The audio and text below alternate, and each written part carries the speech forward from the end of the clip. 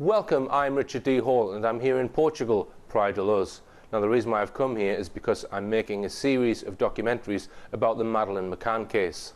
Why am I making programs about that? Well, it's because I'm sick and tired of misleading media headlines about the incident. In these films I will expose the hard facts about the incident and also what has happened since the incident. The documentaries clearly show the last place to get truthful information from is mainstream media, and I will also expose those who are controlling mainstream media.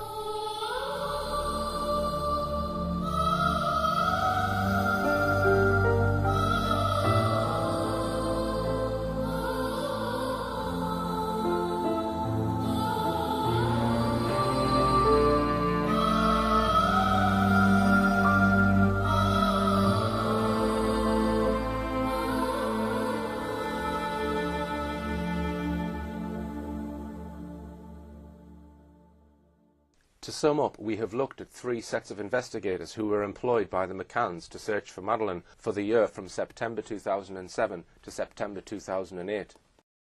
Gary Hagland's speciality was money laundering. Metodo 3 was a thoroughly disreputable detective agency who were frequently involved in or suspected of criminal activity. Halligan was an out-and-out fraudster and liar, another criminal. Three Metodo 3 men who worked on the Madeleine McCann case, Francisco Marco, Julian Parabanez and Antonio Gimenez Raso, have all spent time in jail following allegations of criminal activity. One of them, Gimenez Raso, being in jail for 4 years. Kevin Halligan was also jailed for 4 years. None of these agencies or individuals unearthed one single usable fact about who might have taken Madeleine or where she was. Between them, the McCanns probably paid them a total of well over £1.5 million, with absolutely no result. Where is the mainstream media's coverage of these extraordinary facts? Nowhere. This brings us back to the reason why Clarence Mitchell, the head of Tony Blair's media monitoring unit, was appointed to the job of being the head of PR for the McCanns. He once boasted to a Spanish magazine, L'Espresso, "I was the head of the 40-strong Central Office of Information Media Monitoring Unit. My job there was to control what comes out in the media." Enough said, I think. After the McCann team sacked Halligan in August or September 2009, Brian Kennedy turned to two local contacts to head up the McCann team's investigation. One was former Detective Inspector Dave Edgar, who lives in Crewe, just a few miles from Brian Kennedy's mansion. The other was another retired police officer, Arthur Cowley, who lived in a hilltop cottage on Holcombe Mountain, in Flintshire, North Wales. Their main activity over the next 3 years seemed to have been to promote a series of unlikely stories about who might have abducted Madeleine, which I'll look at in a moment. But first, let's look at yet another deception perpetrated by the McCann team in relation to these men. In truth, they were men local to Brian Kennedy, handpicked by him to work in his investigation office in Knutsford, Cheshire. But Kennedy and the McCann team tried to pass the two men off as heading up an already established and successful private investigation agency. They chose to mislead the press and the general public in thinking that Dave Edgar was the boss of a successful detective agency called Alpha Investigations Group. There was only one problem with this. There was no such detective agency. It was just two men chosen by Kennedy and working completely under his direction. It was not what it seemed. But the McCann team's strategy was brilliantly successful. The mainstream press simply lapped up the misinformation coming from the McCann team's PR men. In a moment I'll explain how this deception was perpetrated, but first let's look at the way mainstream press simply recycled the McCann team's deception over Alpha Investigations Group. One of the first mentions of this bogus Alpha Investigations Group came in the article in the Belfast Telegraph on the 13th of September 2009. And in a parallel article based on the same source in the Independent's Sunday Life magazine. The article claimed that Sunday Life can now lift the lid on how Edgar's Alpha Investigations Group private eye agency really operates. Renowned for leaving no stone unturned in his UK murder investigations, Dave now spends his days with a 4-strong team probing every lead that comes into his office. The article referred to his business partner, Arthur Cowley. This was no lifting of any lid, it was simply the media printing what the McCann team was telling them about Dave Edgar. In fact, it is us here at Rich Planet TV who are now lifting the lid on this and all the other things about this private investigation that have been deliberately hidden from the public until now. It was, however, back on the 14th of May 2009 that the Daily Mirror first mentioned the bogus Alpha Investigations Group. The article praised Edgar to the skies for being one of the most brilliant detectives Britain has ever had, citing his alleged work in solving the murder of Gary Newlove. The Mirror then told us that Edgar found himself at the heart of several successful murder investigations in Cheshire, whatever that might mean. The Mirror then told its readers Mr. Edgar now runs the Alpha Investigations Group with business partner Arthur Cowley.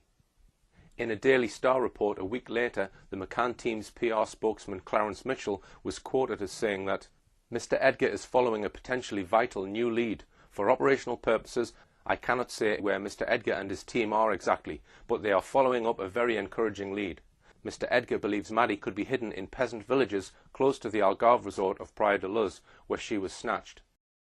Mitchell misleadingly referred to Edgar and his team. It was not Edgar's team, it was Brian Kennedy's. Then The Independent on the 23rd of May chipped in with a long article by Cathal Milmo. Once again, Edgar and Cowley were portrayed as amongst the most dedicated and brilliant detectives in the land.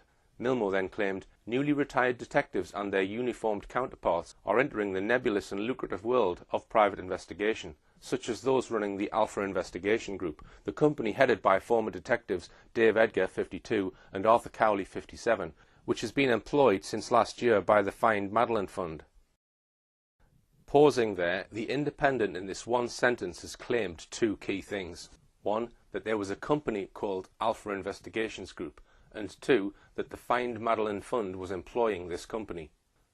Other media quickly followed suit. On the 26th of May, the thisischeshire.co.uk news website referred to Dave Edgar and Arthur Cowley, the duo who now run the Alpha Investigations Group. The previous day, the Daily Telegraph had claimed on the 25th of May, stating, "The search for Madeleine is now being headed by two retired policemen, Dave Edgar, a former RUC and Cheshire police officer, and Arthur Cowley, previously of Merseyside Police, who run Alpha Investigations Group." One newspaper even referred to a claim that the McCanns have used the company since some time the previous year, i.e. 2008. These claims essentially portrayed Alpha Investigations Group as a long-established, successful private detective agency headed by Dave Edgar. None of it was true, as we shall now see. These are the facts. 1. There never was a company involving Messrs. Edgar and Cowley called Alpha Investigations Group. 2.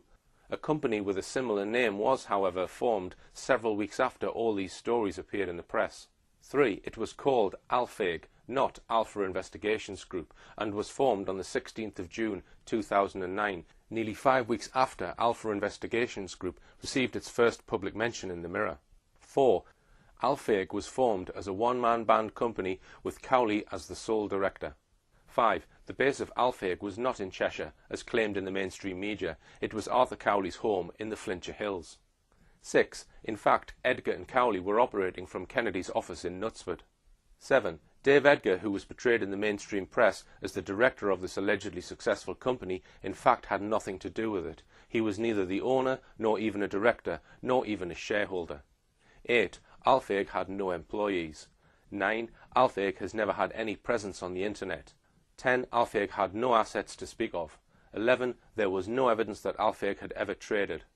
12. Alpheg never had an office. Apart from Edgar and Cowley using Kennedy's Knutsford house, its registered address was Treetops, Pant y Goff, Halcan, Flintshire, CH8 8DH. 13. The company was numbered 069-29397 and incorporated on the 10th of June 2009.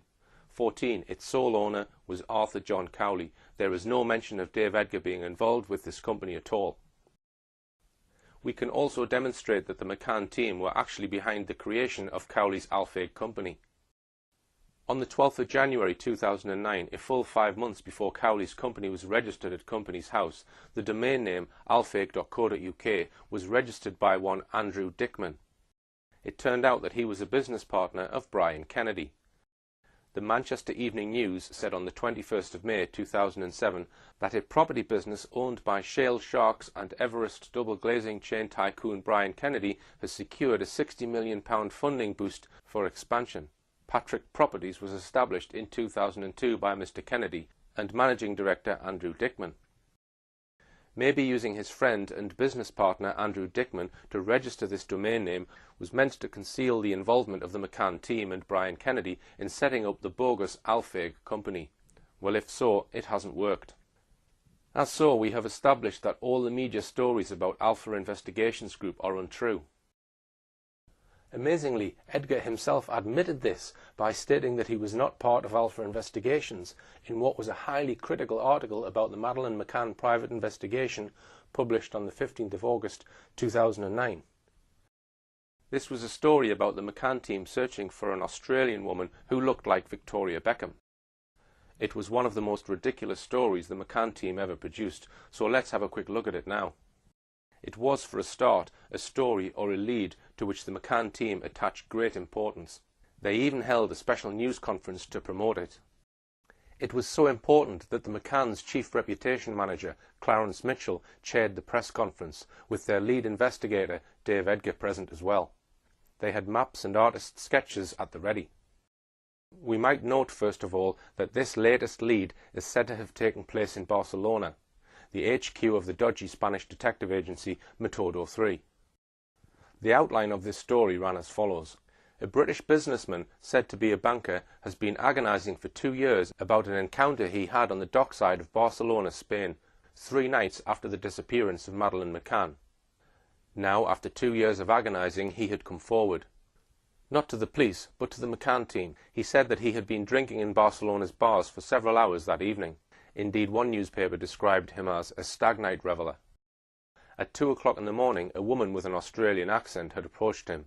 She asked him, "Have you got my new daughter?" He said no. She looked a bit like Victoria Beckham. It was suggested that Madeleine might have come on a boat from Portugal round the Mediterranean to Barcelona, and that the woman was arranging to meet a man on the Barcelona dockside so that she could take her as her new daughter on a yacht to Australia. And that was it. On this slender foundation, the McCann team organised a press conference at which dozens of journalists and cameramen turned up. Edgar claimed it was not only a lead, but a strong lead, and indeed this story prompted a worldwide alert and search for the woman in Australia. Let us now turn to the damning criticism in the Mail on Sunday of this little episode. Days previously, an earlier article by Jerry Lawton had proclaimed that detectives hunting missing Madeleine McCann are to quiz the skipper and crew of a £6 million super yacht. The move came after its millionaire owner, Rhonda Wiley, 52, and daughter Melissa Carlson, 31, vowed to do all they could to help. The 105-foot yacht was spotted in a Barcelona marina 3 days after Madeleine disappeared in 2007.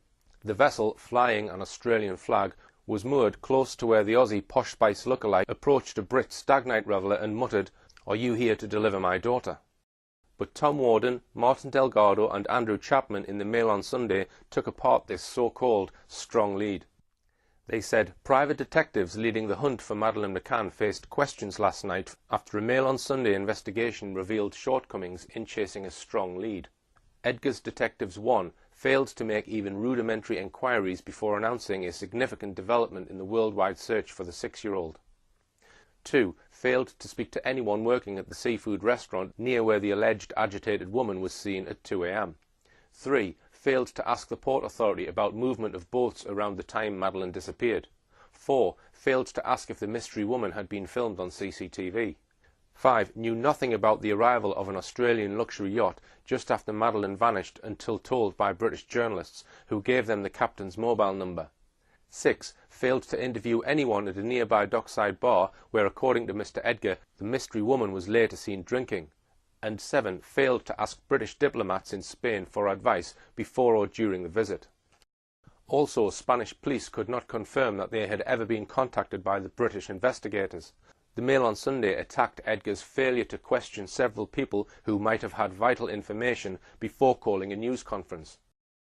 But then maybe dramatic news headlines were all that the McCann team really wanted from the story. The Mail on Sunday spoke to Jose Luis Lopez, owner of the El Rey de la Gamba restaurant where the mystery woman was seen. He said the McCann's private detectives did not make any enquiries at my restaurant. I am almost always here when the restaurant is open, and my staff would have informed me if anyone had approached them about such an important matter. You are the first person to ask about this Australian woman. The manager of the bar next door, Kennedy's Irish Sailing Bar, said the same. The Barcelona port director, Juan Guitar, asked about it. He said, "Nobody has been here asking questions about Madeleine for this Australian woman. This is the first I have heard about any possible link to the port." A senior Port Authority worker added, "There are several security cameras monitoring the port, but we have not been approached about footage from the night in question. I would have expected anyone carrying out the investigation to at least have asked about it."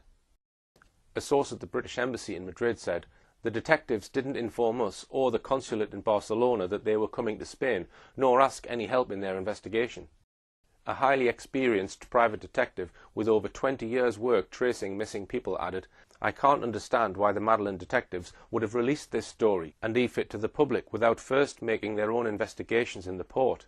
It beggars belief that they did not speak to the owner of the restaurant or the port authorities." The McCann detectives had not even checked port records for the dates of the 6th and 7th of May, the days the British banker was in Barcelona. The Mail on Sunday, however, managed to see them, and traced 9 boats that arrived in the port, one of which was unfamiliar. It was a £6 million Sunseeker powerboat, Willpower, owned by an Australian multimillionairess, Rhonda Wiley. The Mail on Sunday interviewed the captain. They commented, "Mr. Edgar's team are in the embarrassing position of having to explain why it was left to reporters to discover the boat's presence in Barcelona and trace its former captain." The Mail on Sunday article was interesting for another reason. The McCann team sought to blame Edgar's assistant, Arthur Cowley, for the Barcelona debacle. Asked to explain himself, Edgar said, "We are a small team. Mr. Cowley's company had no connection with the Madeleine investigation. I am employed by the McCann family and I pick my staff." In these words, Edgar had effectively blown apart the claim that he was the boss of the imaginary Alpha Investigations Group. He, not Alpha Investigations Group, had been hired by the McCanns, and Alpheg was Cowley's company, not Edgar's as the mainstream press had consistently claimed. There was also one truly extraordinary statement made by Dave Edgar at this press conference. He referred to the abductor. He said the abductor might have been a woman, not a man. The statement completely beggared belief. The McCann's close friend, Jane Tanner, had insisted that at 9:15 p.m. she had seen a man carrying a girl in pyjamas near the McCann's apartment. She described his long, sleek black hair, his dark jacket, his mustard-coloured chino trousers, and his black winkle-picker shoes. The description was given to the world. Only 5.5 months later, a ridiculous delay, did the McCann team publish this artist's sketch of the man said to have been seen by Jane Tanner. The sketch was circulated worldwide, being represented as the man who abducted Madeleine McCann. How then could Dave Edgar possibly say that Jane might have seen a woman, not a man? Clearly this led to people wondering if Jane Tanner's so-called sighting was a complete fabrication. Despite the fiasco of their attempt to pin the abduction of Madeleine on a young Australian woman who looked like Victoria Beckham, the McCann team, with the help of Dave Edgar, continued to work on a series of highly improbable stories about what really happened to Madeleine McCann.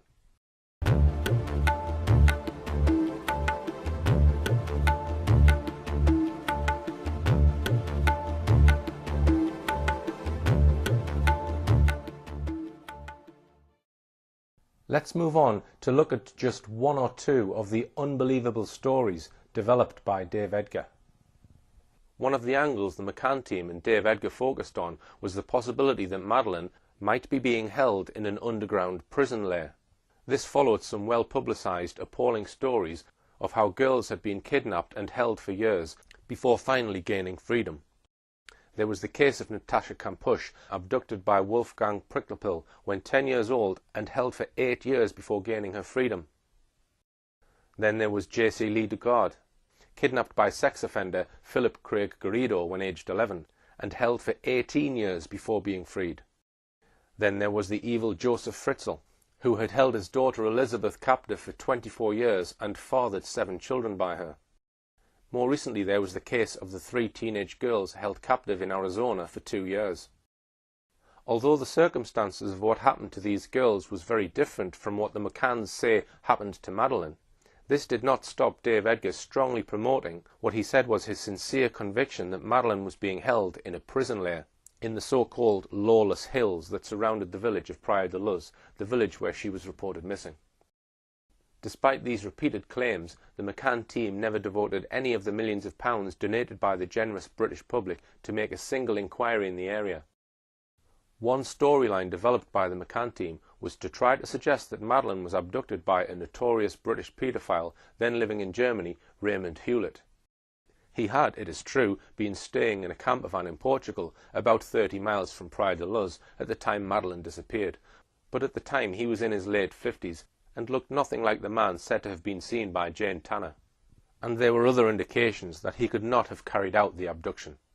Hewlett died in December 2009, but that did not stop another attempt in which the McCann team were clearly deeply involved to bring his name into the search for Madeleine.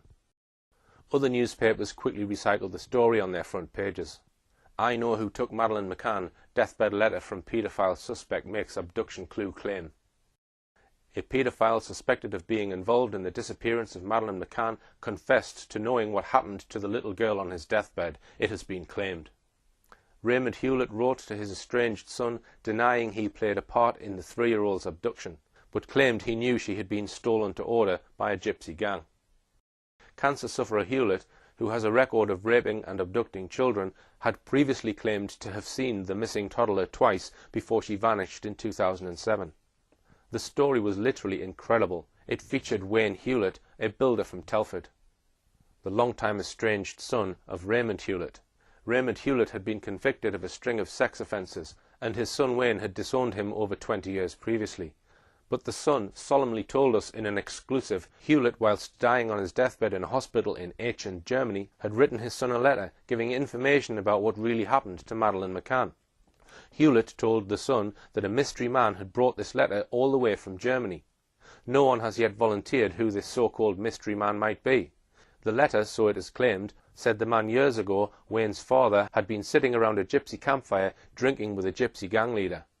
The letter gave the name of the gypsy gang leader, and said that the gang leader had admitted to Hewlett that members of his gang had stolen Madeleine to order on behalf of a wealthy North African family who wanted a young white girl in their family. One would think that any responsible person would have immediately contacted their local police station and handed them the letter allegedly containing the name of this gypsy gang leader. Instead, Wayne said that he had become emotional about it and burnt it. Having burnt it, he later decided to tell the McCann team, or the Sun, about the story. We can't be sure which came first, but what we can be sure about is that the McCann team and the Sun cooperated once again to put this story on their front page on the 1st of September 2010.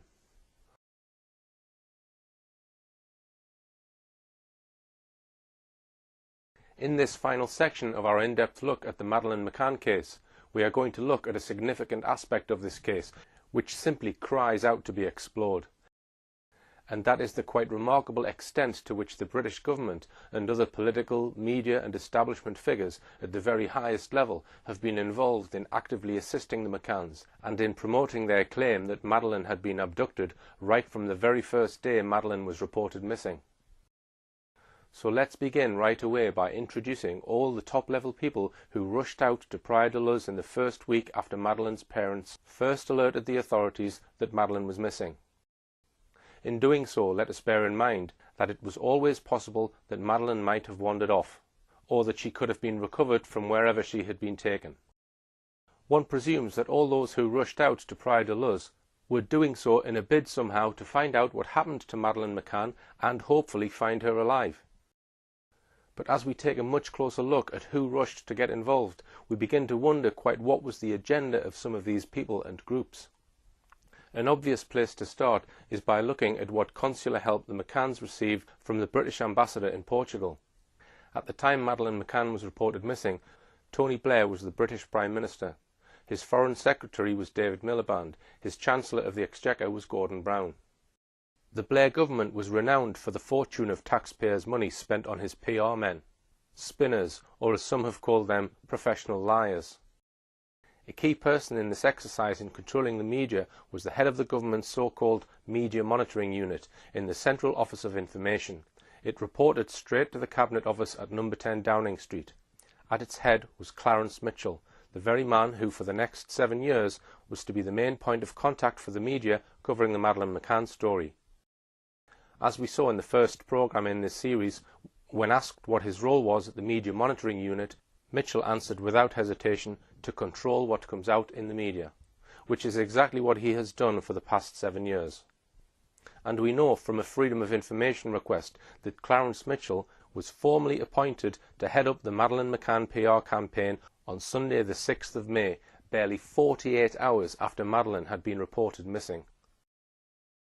What was it, we might well ask, which was so important about this story that the head of the government's main media unit needed to be sent out to Portugal full-time to cover this story? What exactly was the government's interest? What could a PR man do to help find out what happened to Madeleine McCann? Another leading civil servant sent out to pry to Luz was Sherry Dodd, a left-wing journalist who worked for the Daily Mirror before Tony Blair appointed her his Special Foreign Office Ambassador to the McCanns the very next day after Madeleine's disappearance. That now makes 2 very high-up civil servants dispatched to Portugal within 48 hours. It was described in some media as unprecedented. Dodd had been a long-serving senior spokeswoman for the government. The Foreign and Commonwealth Office announced that she was being deployed as the press officer responsible to act as media liaison officer for the McCann family. She flew out immediately to be at the McCann's side for press conferences and to attend police interviews. Her instructions, so far as the public were concerned, were to offer every possible consular assistance to the McCanns. But it seems clear that right from the start her instructions were to do a lot more than that. Because of an international British government letter leaked to a Belgian newspaper, Le Dernier Heure, this is what the Belgian newspaper informed its readers.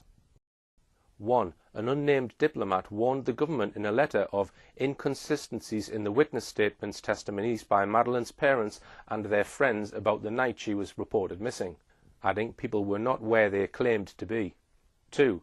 After visiting the McCanns, the diplomat voiced concerns about the confused declarations as to the precise whereabouts of Kate and Gerry McCann and their friends in the final hours before Madeleine's disappearance.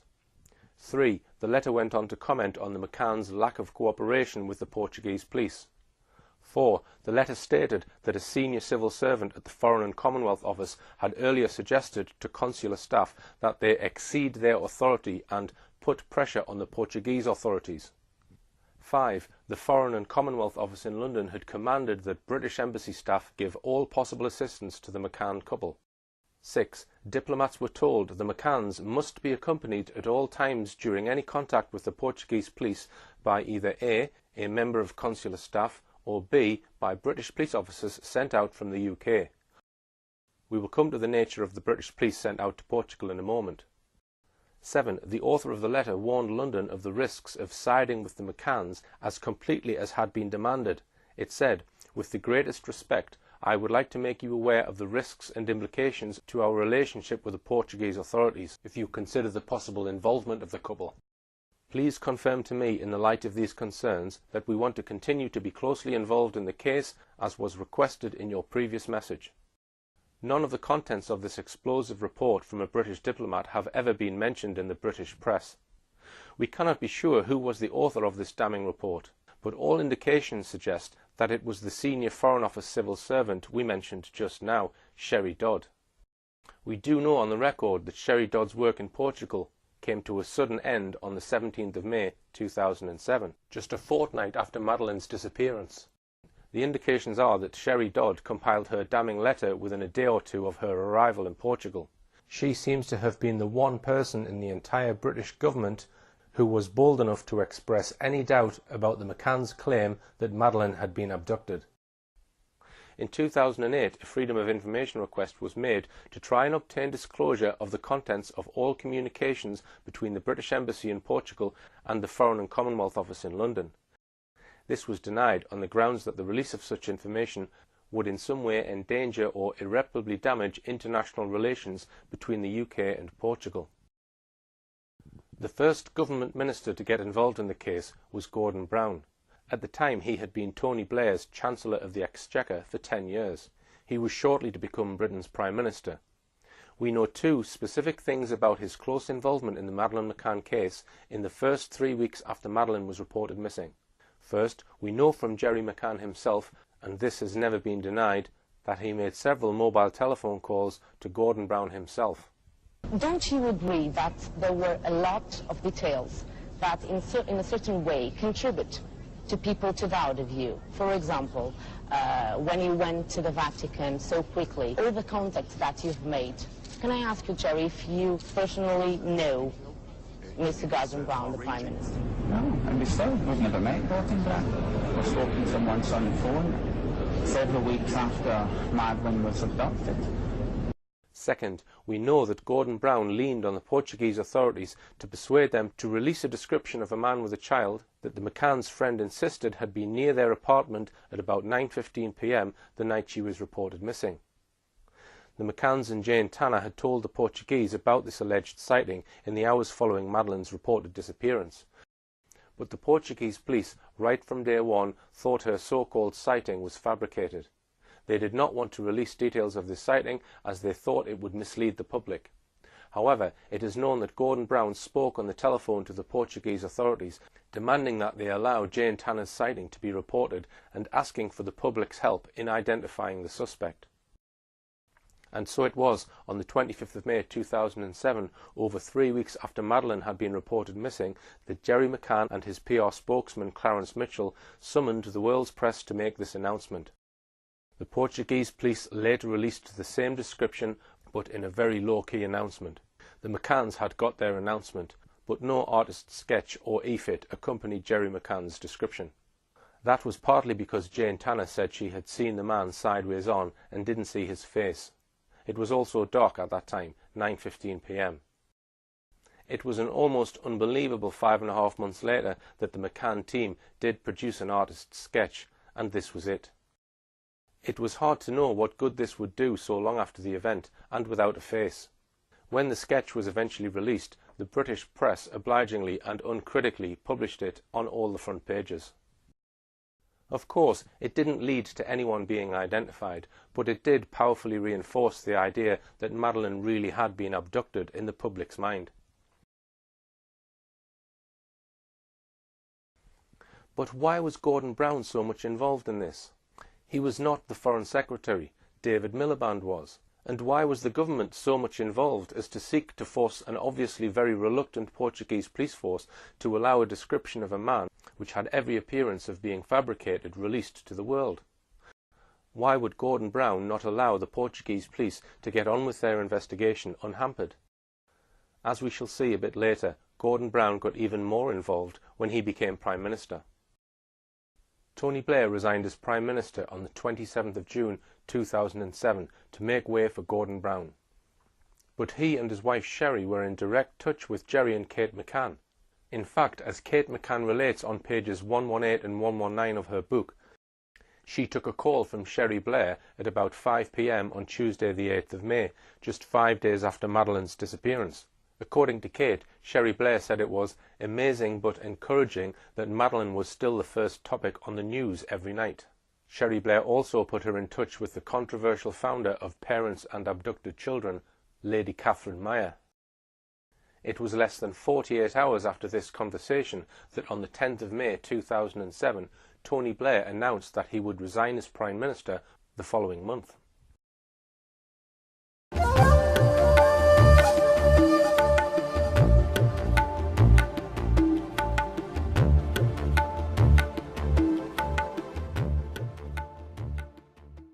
Let me now switch the focus to the holiday company used by the McCanns and their friends, Mark Warner. There was no obvious reason why Mark Warner should pull in some of the biggest guns available in the world of PR, but they certainly did. Mark Warner retained the controversial PR firm Bell Pottinger. Controversial, among other reasons, because they were hired at a fee of tens of millions of pounds to provide PR for the highly undemocratic Democratic Republic of Congo. Their support for this repressive regime recently brought protesters outside Bell Pottinger's Fleet Street offices, campaigning against Bell Pottinger's involvement in supporting the odious regime. Bell Pottinger is also paid tens of millions of pounds by other badly run African states. If Madeleine McCann had been abducted, it was not from a property owned by Mark Warner. Moreover, the McCanns had refused to employ evening childcare facilities laid on by Mark Warner at the Ocean Club premises where they were staying. They used neither the evening creche nor the baby listening service. Alex Woolfall, the head of crisis management at Bell Pottinger, one of the most senior men there, was dispatched immediately, arriving the following day on the 4th of May. Yet, as we've been pointing out, as far as anyone knew at that stage, Madeleine could have been found any day. How exactly the presence of the head of crisis management at Bell Pottinger could help in the police search for Madeleine is not clear at all. One of the strangest things about this involvement is that no sooner had he arrived in Praia da Luz than he got hold of the McCann's cameras and began an immediate search for what was on them. He did so together with the McCann's relative from Skipton, Michael Wright. Quite why he did that is uncertain. One of the leading mysteries in the case is why the so-called last photo produced by the McCanns, allegedly taken at precisely 2:29 p.m. on the day Madeleine was reported missing, was not produced until a full 3 weeks later. Why, if it was on the camera on the 3rd of May, was it not released for 3 weeks? Why, in fact, did the head of crisis management at the powerful media relations firm of Bell Pottinger need to look at the McCann's camera at all? In her book, Madeleine, Kate McCann gives an interesting, if selective, account of the events leading to Gerry McCann's emotional statement to the media at 10 p.m. on the day after Madeleine's reported disappearance. What is interesting is the sheer volume of important people milling around the McCanns by 5 p.m. on the 4th of May, just 19 hours after the McCanns had first reported her missing, and just 8 to 9 hours after the first news reports went out on Sky News, the BBC and ITV. Helpfully, she lists some of them. Alex Woodfall, head of crisis management, Bell Pottinger public relations firm. Top staff from Mark Warner in Portugal, John Hill, Ocean Club manager, Emma Knights and Craig Mayhew. The British ambassador to Portugal, John Buck. British Embassy press officer, Andy Bowes. The British consul for Lisbon, Liz Dow. The local British consul, Bill Henderson, with a colleague, Angela Morado. Alan Pike, a trauma psychologist from the Centre of Crisis Psychology in Skipton, North Yorkshire. Some of the McCann's relatives had already arrived, Kate's mother and father and her aunt Nora, who had cancelled a flight back to Canada where she lived so as to be able to fly out to Portugal. So far as support from the British Embassy was concerned, the support and level of backup in respect of a child who had been reported missing just a few hours ago was totally unprecedented. Why did so many of them need to be there? In addition to all the many people we've already mentioned, we need to look at the involvement of the British security services, an aspect which has rarely been mentioned in the British mainstream press, about which the government has been singularly evasive. Two men from CRG had discussions with the McCanns and were certainly there within days, despite Dr. Gerald McCann saying in late May to a TV interviewer that they had no plans to employ private investigators. They were Kenneth Farrow and Michael Keenan. Mr. Farrow is the ex-head of the Economic Crime Unit in the City of London Police, and Mr. Keenan an ex-superintendent in the Metropolitan Police with specialist fraud and investigative experience. The McCanns were asked if, now that they had already netted £300,000 in their No Stone Unturned fund, they would use any of that money for private investigators.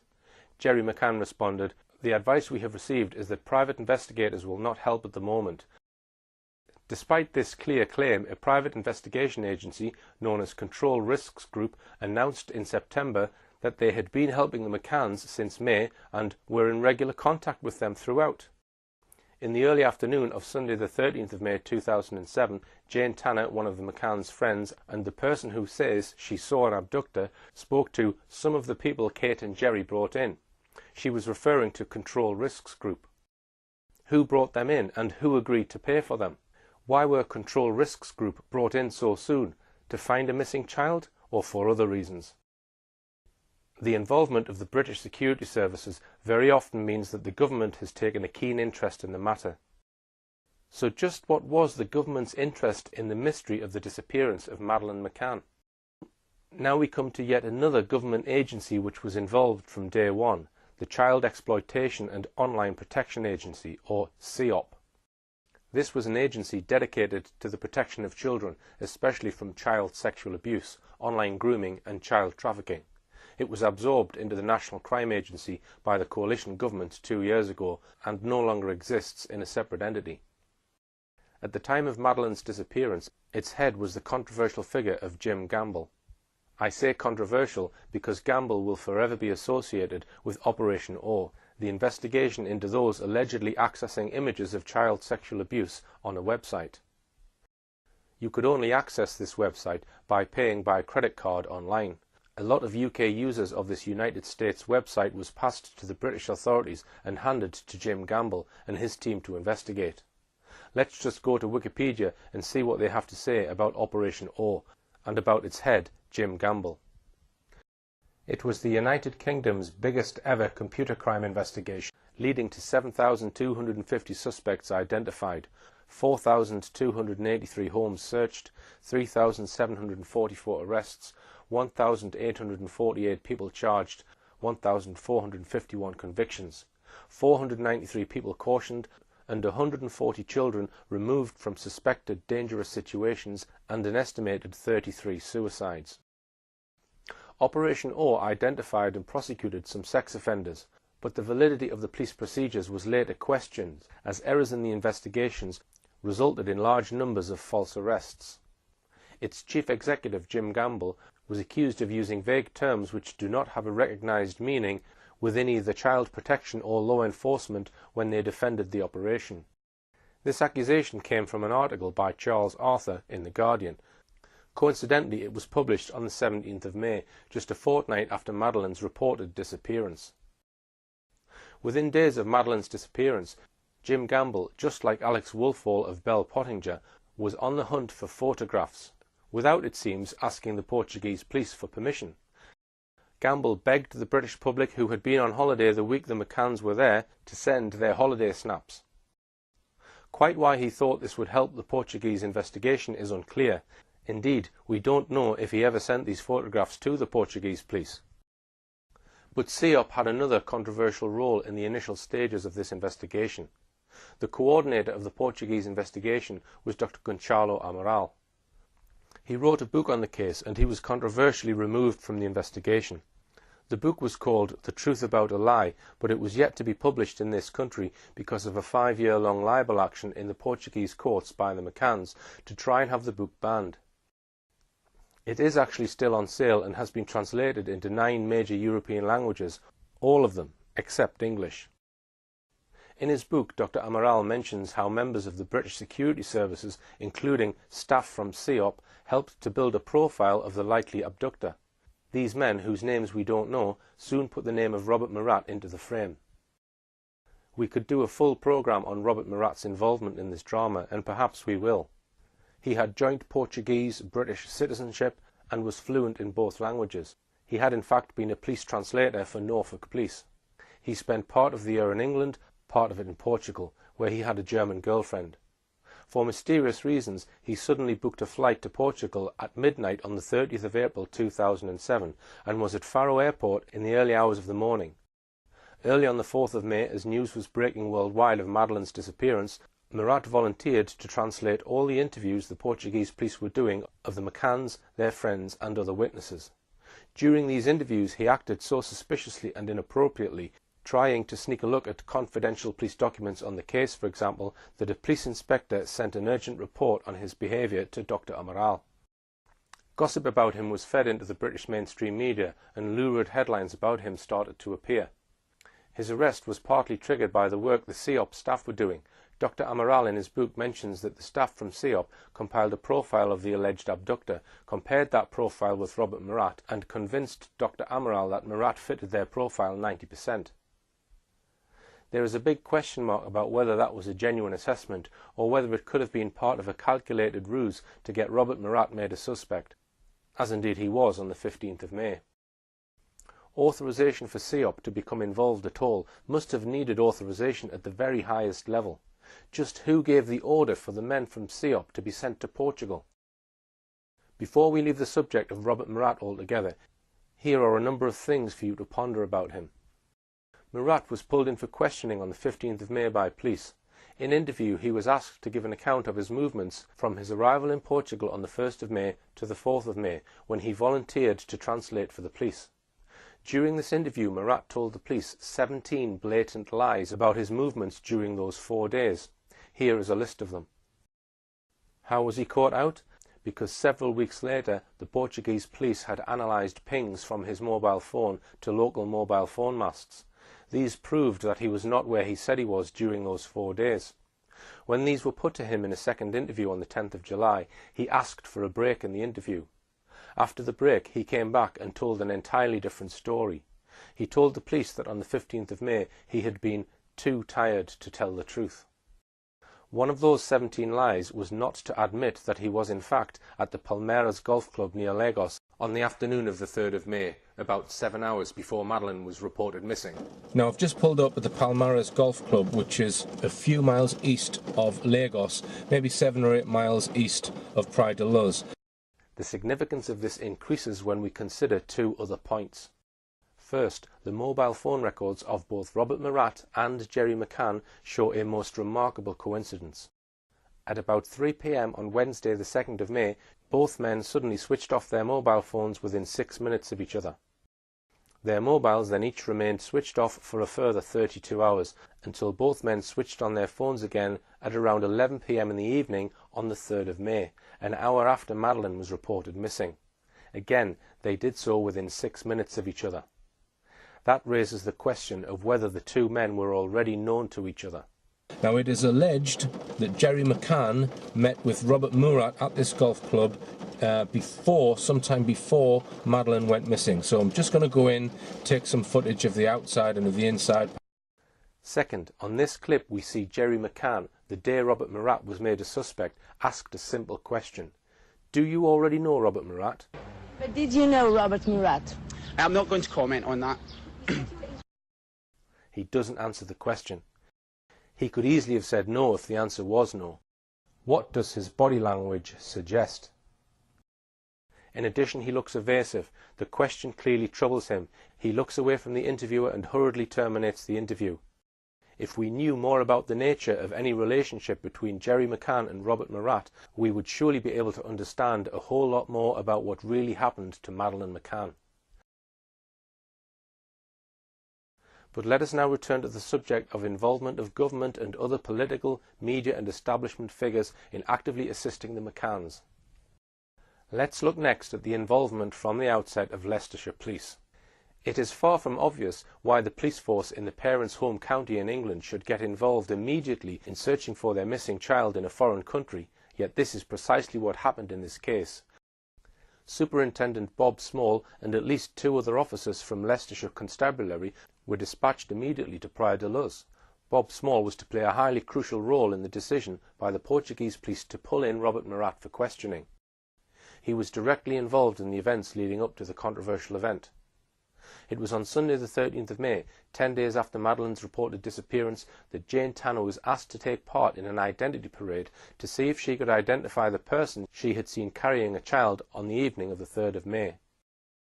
Significantly, before taking part in this exercise, she spoke to Superintendent Bob Small. Jane Tanner was asked by the police to sit in an unmarked police van with a 2-way mirror. She could see out of the window perfectly, while those on the outside could not see what was within. It was arranged for a number of people to walk past the van, including Robert Murat, who now was at least a potential suspect. As Robert Murat walked past the unmarked police van, Jane Tanner became adamant to the police that he was the very man she'd seen walking near the McCann's apartment 10 days ago. Within 48 hours of Murat being made a suspect, 3 of the McCann's Tapas 7 friends visited the Portuguese police, saying they were sure they had seen him hanging around the Ocean Club around 11 p.m. on the day Madeleine was reported missing. Thus, 4 of the group were pointing the finger at Robert Murat. Why did they do this? Were they telling the truth? We can answer that in part by pointing out by the end of the year, all 4 of them were once again singing from the same hymn sheet. But this time each one of them said that they had made a mistake and it wasn't Murat they'd seen. But these deep mysteries about Robert Murat will have to wait for another programme. So let's now look at another couple of people sent out on day 1 to help find Madeleine, or perhaps for some other purpose. They were Alan Pike and Martin Alderton, from a shadowy group called the Centre of Crisis Psychology, CCP. As their name suggests, their claimed speciality was to offer counselling to people in trauma following some kind of disaster. These two counsellors were apparently brought in and paid for by Mark Warner, the company who arranged the holiday for the McCanns and their friends. A Yorkshire newspaper, the Craven Herald, reported on Monday the 14th of May as follows. The two specialist trauma counsellors from Skipton have flown out to Portugal to help the devastated parents of missing 4-year-old Madeleine McCann. Consultants Alan Pike and Martin Alderton from the Centre of Crisis Psychology, based at Broughton Hall, have been by the side of Jerry and Kate McCann since their daughter Madeleine was abducted. The two experts were appointed by Mark Warner, the company which manages the resort, to assist Mr. and Mrs. McCann, both 38, on how to best deal with the stress and trauma of their terrible ordeal. Mr. Pike, who was leading the team, flew over to the resort with Mark Warner Managing Director David Hopkins the day after Madeleine disappeared. Once again, the sheer speed which these people rushed out to Praia da Luz has to be questioned. The first news that Madeleine was missing came out at breakfast time on Friday the 4th of May. Yet by the end of the day, the managing director of Mark Warner and two people from a crisis counselling group had booked a flight, booked accommodation in Portugal and boarded a plane to Faro. It turned out that CCP had a very close relationship with the government, having been used by the government in a number of major disasters across the country. A Mark Warner spokesman said that CCP came highly recommended by industry partners and have been known to us for some time. Their experience in dealing with a variety of incidents is second to none. The Craven Herald said that Alan Pike has been involved in consulting with companies following road traffic accidents, personal attacks, terrorist bombings, shootings, robberies, drowning and staff bereavement. It was an impressive list. Amongst others to have used CCP was entrepreneur Richard Branson. Before the month of May was out, even the Pope was roped in to support the McCanns.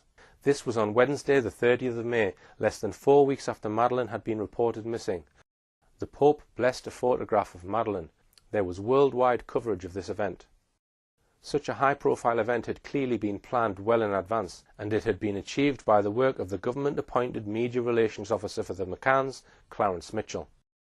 He didn't actually fly out to Praia da Luz until the 22nd of May, 8 days before the McCanns' visit to the Pope, but we can be sure that he will have arranged this event well before then.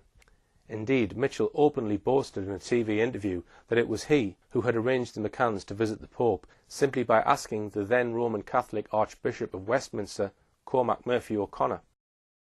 Clearly, as the head of the government's media machine, Clarence Mitchell would have contacts with the most powerful people in the land, and without doubt, Cormac Murphy O'Connor was certainly one of those. The Pope's support for the McCanns extended to prominently publishing on the Vatican website the McCanns' appeal for people to look for Madeleine. However, the Vatican has one of the best intelligence networks in the world, and just 48 hours before the McCanns were pulled in for questioning, the Pope deleted the page from his website. No doubt a Portuguese Catholic had tipped off the Vatican that the McCanns were about to be made suspects. In her book, Kate McCann praised Alan Pike to the skies.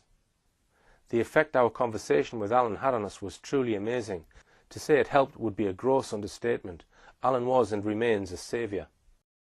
Another shadowy organisation was ready to help the McCanns from day one, the International Family Law Group.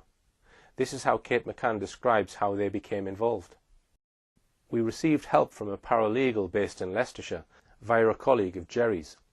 He worked for a firm specialising in family law, the International Family Law Group, IFLG. So on the afternoon of Friday the 11th of May, the paralegal, accompanied by a barrister, flew out to Portugal. IFLG suggested making Madeleine a ward of the High Court, and they did so just a few days later, giving the High Court a range of powers in relation to Madeleine, assuming she was alive. It was this unnamed paralegal and unnamed barrister who then suggested, according to Kate, that they set up a fighting fund. Quite who they needed to fight at this stage was unclear. Kate says that IFLG would devise the objectives of the fund and instruct a leading charity law firm, Bates, Wells and Braithwaite, to draw up articles of association. These two unnamed figures then brought in a third unnamed figure into the picture. Again, let's hear about this in Kate's own words. At the last two meetings with IFLG, the barrister and legal assistant were joined by a consultant called Hugh, whose profession was not at first explained, "Just call me Hugh," he said enigmatically. It transpired that he was a former intelligence officer, now a kidnap negotiator and counsellor. We were told that an anonymous but evidently very generous donor had set aside a considerable sum of money for us to put towards hiring a private investigation company if we wished. Hugh had been brought in by a firm called Control Risks Group, which was primed to help. The company is an independent special risk company. Their main line is corporate security.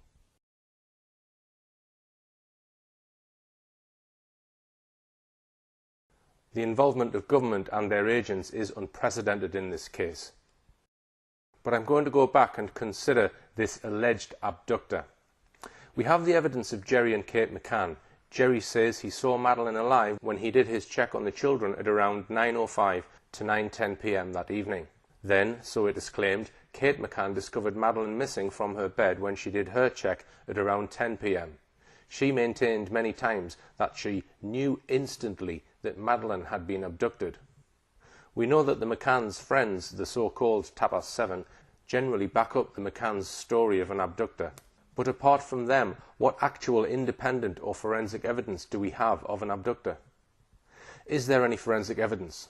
Footprints, fingerprints, hairs, clothing fibres, DNA, anything in fact? Absolutely none. The only fingerprint found on the window was actually that of Kate McCann, suggesting that she was the last person to handle the window, sometime shortly before the police were called. So did anyone hear this mystery abductor, maybe lifting shutters, entering or fleeing the building, the noise of a child, anything at all in fact? Again, absolutely nothing. Did anyone see someone who could have been an abductor? Yes is the answer to that one. 2 sightings of a man carrying a child were reported. One was by the McCann's close friend, Jane Tanner, who says she saw a man carrying a child close to the McCann's apartment at around 9:15 p.m. that evening. The other one was a claim by members of an Irish family that they saw a man carrying a child in a different part of the village at about 10 p.m. There are serious question marks over both of these alleged sightings. Firstly, it is possible that Jane Tanner fabricated her sighting in order to help her friends, the McCanns. There is also some doubt over the Smith sighting. This is because they did not report it until a full 12 days after Madeleine had been reported missing. This 12-day period might be significant when one considers that Martin Smith, who reported the sighting, was friends with Robert Murat. The sighting was reported shortly after Robert Murat was arrested, 12 days after the disappearance. We could add a lot more detail on these 2 sightings and why there are serious question marks over them. But we'll leave that for another show. There are many more aspects to this case that we haven't covered, but hopefully we've given you a broad understanding of the facts behind this case.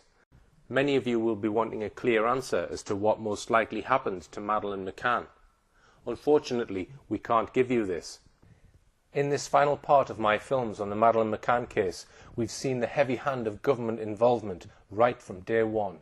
We've examined the involvement of the security services and of shadowy agencies like Control Risks Group and the Centre for Crisis Psychology with their obvious close contacts with the government. When we looked at Gary Hagland, we saw how he contacted one of his old friends in MI6. It's also become clear to me how far MI5 have been involved in this case, though this has never been adequately covered in the mainstream press. The original investigator in the case, Gonçalo Amaral, spoke in his book of the active involvement of MI5 in meetings in Portugal during the first few days of his investigation. We mentioned the vital evidence of police sniffer dog handler Martin Grime. He told Gonçalo Amaral that on his way back to England he was intercepted by a member of MI5 at Faro Airport. Most likely the MI5 officer wanted Grime to brief him about what he and his dogs had detected in Praia de Luz. We looked at the employment of Kevin Halligan and Oakley International. Halligan employed the services of 2 men, Henry Exton and Tim Craig Harvey. Exton obtained a Queen's Police Medal for his work in the Ministry of Defence, was awarded an OBE and, most significantly of all, was the head of covert intelligence for MI5. The McCann spokesman himself boasted in 2008 that all these men were top ex-MI5 men. So without a shadow of a doubt, MI5 was involved, heavily involved, in the government support operation on behalf of the McCanns. There's one obvious question. Why? Was it just because the McCanns or the McCanns' friends had connections with people in high places? Was it because the British government was perhaps concerned about the reputation of Britons abroad? Or could it have been something else? Let's just highlight one of the dubious activities of the intelligence agencies, highlighted by former London Mayor Ken Livingstone. I was raising in Parliament up against Mrs Thatcher the Kincora Boys' Home, where boys were being abused, and MI5 was filming it because they were hoping to be able to blackmail senior politicians in Northern Ireland.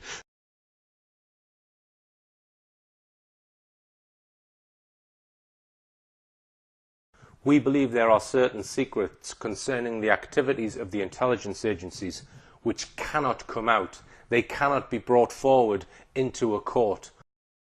Is it the case that if the real truth were to come out in a trial, the state would have to fall?